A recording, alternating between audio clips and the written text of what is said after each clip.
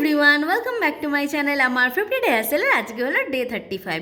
আজকে আমি তোমাদের সাথে শেয়ার করব ড্রাগন চিকেন রেসিপি। তার জন্য প্রথমে চিকেনের ব্রেস্ট পিসগুলোকে নিয়ে এইভাবে সরু সরু লম্বা করে কেটে নেবে। তারপর একে একে দিয়ে দেবে লেবুর রস, গোলমরিচ গুঁড়ো, টমেটো সস, আদা রসুন কাঁচা লঙ্কা বাটা, সোয়া সস, পরিমাণ মতো নুন, অল্প ফুড কালার দিয়ে দেবে, এটা পুরো অপশনাল। আর দিয়ে দেবে একটা ডিম, আর সব শেষে দিয়ে দেবে কর্নফ্লাওয়ার দিয়ে খুব ভালো করে ম্যারিনেট করে আধ ঘন্টা ফ্রিজে রেখে দেবে।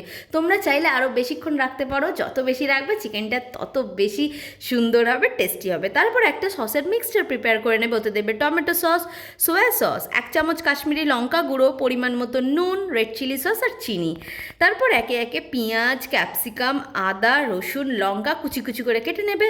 তারপর ওই আগে থেকে ম্যারিনেট করা চিকেনটাকে কড়ায় সাদা তেল গরম করতে দিয়ে খুব ভালো করে ভেজে নেবে। দেখো কি সুন্দর ক্রিস্পি হয়েছে না। তারপর কড়ায় ওই তেলের মধ্যে আদা রসুনটা কুচিটা দিয়ে একটু ভাজা ভাজা করে নেবে। দেন দিয়ে দেবে ক্যাপসিকাম, পেঁয়াজ কুচি আর লঙ্কা কুচিটা দিয়ে আরও ভালো করে ভেজে আগে থেকে যে সসের মিক্সারটা প্রিপেয়ার করে গেছিলো সেটা দিয়ে দেবে, একটু ফোটাবে। দিয়ে দেবে গোলমরিচ, অল্প নুন আর কর্নফ্লাওয়ার গোলার জল।